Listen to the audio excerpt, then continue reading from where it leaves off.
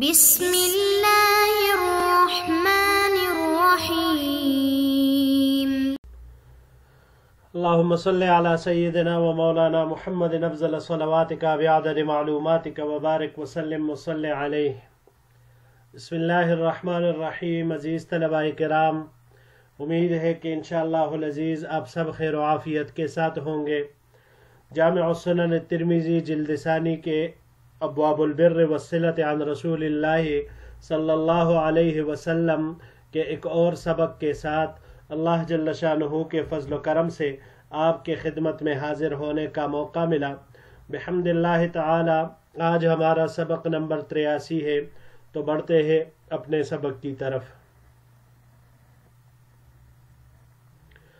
باب ما جاء فی النمام، یہ باب ہے چغل خور کے بیان میں۔ وبہ قال حدثنا ابن ابی عمر قال حدثنا سفیان عن منصور عن ابراہیم عن حمام بن الحارث قال، ہمیں روایت کی ابن ابی عمر نے، انہوں نے سفیان سے، انہوں نے منصور سے، انہوں نے ابراہیم سے، انہوں نے حمام بن الحارث سے۔ حمام بن حارث نے کہا مر رجل علی حذیفہ بن الیمان فقیل له، کہ ایک شخص حذیفہ ابن الیمان رضی اللہ تعالی عنہ کے پاس سے گزرا۔ فقیل له، تو آپ سے کہا گیا ان هذا یبلغ الامراء الحدیث عن الناس، کہ یہ آدمی حکمرانوں کو لوگوں کی باتیں پہنچاتا ہے۔ فقال حذیفہ، تو حضرت حذیفہ ابن الیمان رضی اللہ تعالی عنہ نے فرمایا سمعت رسول اللہ صلی اللہ علیہ وسلم یقول، میں نے حضور نبی کریم صلی اللہ علیہ وسلم کو ارشاد فرماتے ہوئے سنا، لا يدخل الجنت قطات، کہ جنت میں چغل خور داخل نہیں ہوگا۔ جو چغل خور بندہ ہے تو جنت میں وہ داخل نہیں ہوگا۔ قال سفیان، سفیان فرماتے ہیں والقطات النمام، قطات سے مراد نمام چغل خور ہے۔ ھذا حدیث حسن صحیح، یہ حدیث حسن صحیح ہے۔ اس باب میں چغل خوری کی مذمت بیان کی گئی ہے۔ قطات چغل خور کو کہا جاتا ہے۔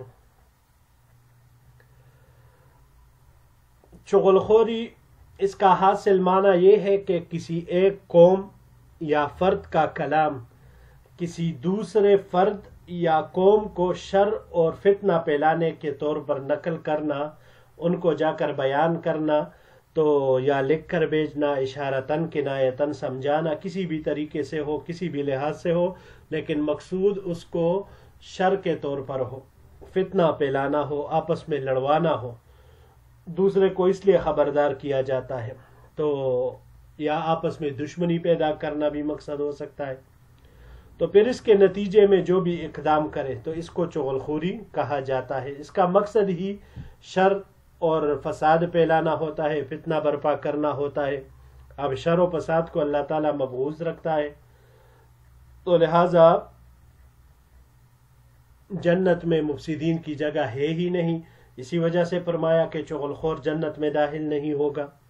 اب قطات اور نمام یہ ایک ہی چیز ہے یا اس میں فرق ہے؟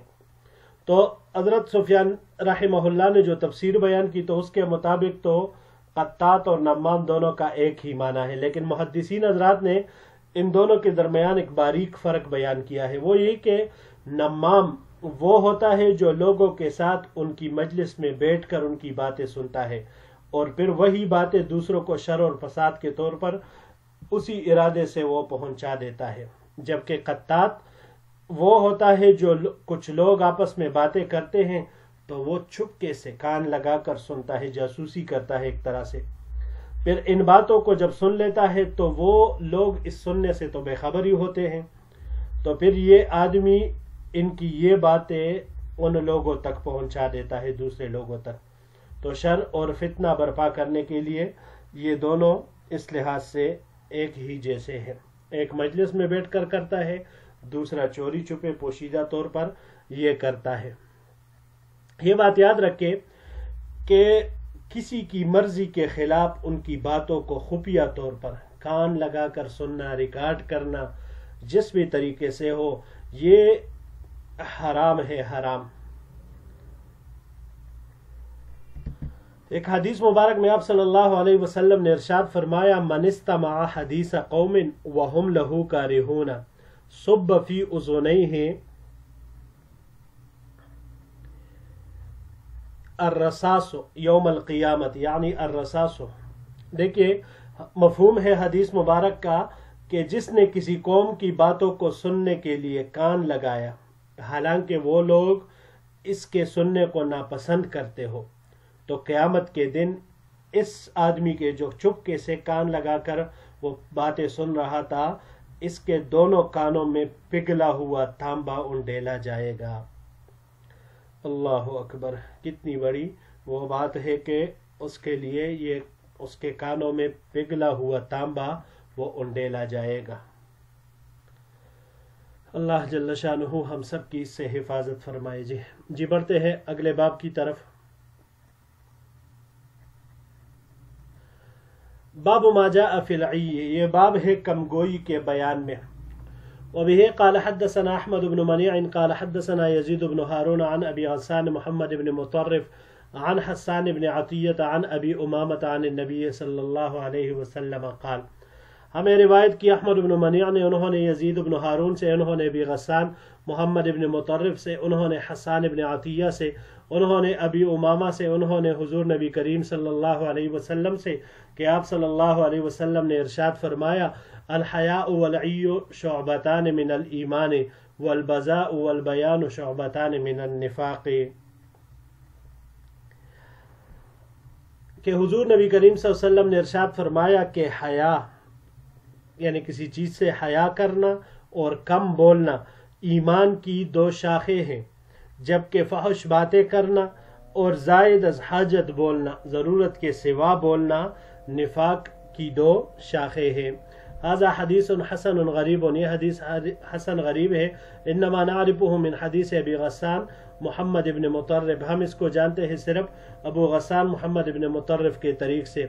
قال والعی، عی کے قلت الکلام، جو تھوڑا سا کلام ہو، والبذاء هو الفحش فی الکلام، جو کلام بدگوئی والا ہوتا ہے، والبیان هو کثرت الکلام، بیان یہ کثرت کلام کو کہا جاتا ہے۔ مثل هؤلاء الخطباء الذین یخطبون، مثال ان خطیبوں کی جو یہ خطاب کرتے ہیں تو کلام، فیتوسعون فی الکلام، تو کلام میں توسیع کرتے ہیں،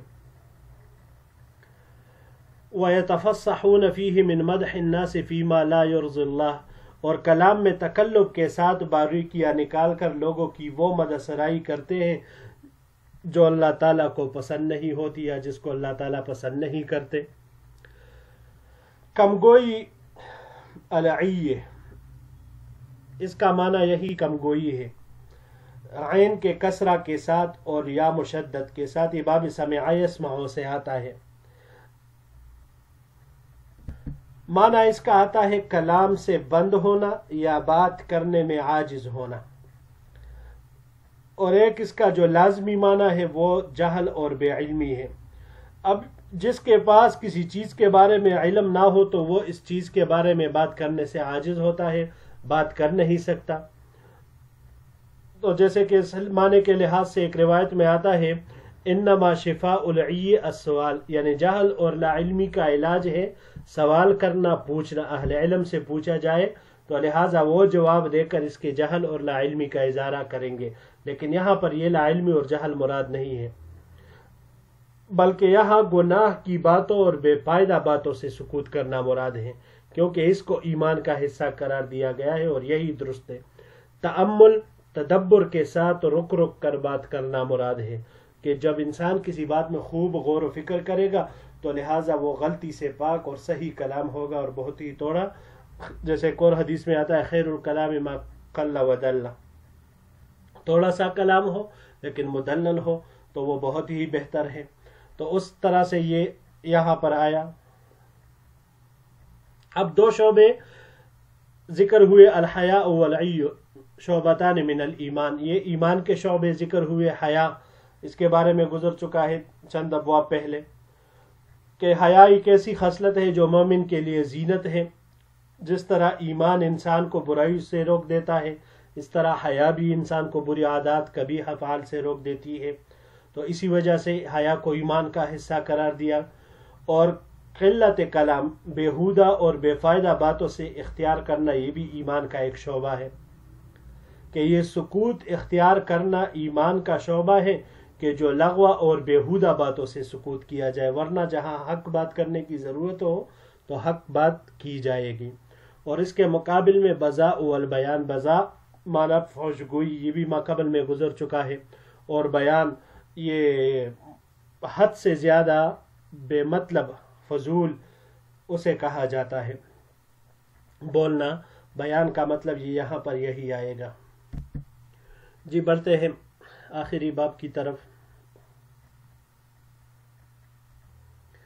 باب ما جاء ان من البیان سحرا، یہ باب ہے اس بیان میں کہ بعض بیان جادو والے ہوتے ہیں، اس میں جادو سا اثر ہوتا ہے. وبه قال حدثنا قتيبة قال حدثنا عبد العزيز بن محمد عن زيد بن اسلم عن ابن عمر رضی اللہ تعالی عنہما. ہمیں روایت کی قتیبہ نے، انہوں نے عبدالعزیز ابن محمد سے، انہوں نے زید ابن اسلم سے، اور انہوں نے عبداللہ ابن عمر رضی اللہ تعالیٰ عنہما سے روایت کی کہ آپ رضی اللہ تعالیٰ عنہ نے فرمایا ان رجلین قدما فی زمن رسول اللہ صلی اللہ علیہ وسلم فخطبا،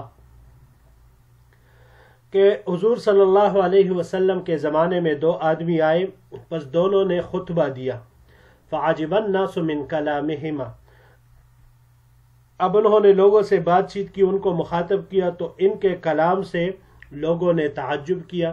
فالتفت الینا رسول اللہ صلی اللہ علیہ وسلم فقال، تو حضور صلی اللہ علیہ وسلم نے ہماری طرف دیکھ کر فرمایا ان بعض البیان سحرا، کہ بے شک بعض بیان جادو ہوتے ہیں.